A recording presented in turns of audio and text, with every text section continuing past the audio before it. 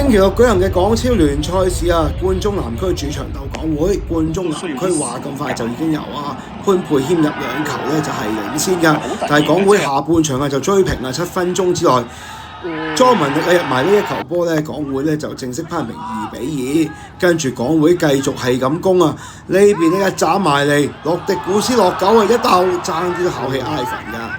不過伍偉謙咧救完一球又一球啊！今次對住高文嘅 chip 射咧又飛負咗出底線嘅，最終卡朗咧就喺球賽最尾絕殺，為呢冠忠南區咧贏3-2，打向呢個嘅勝利之門嘅。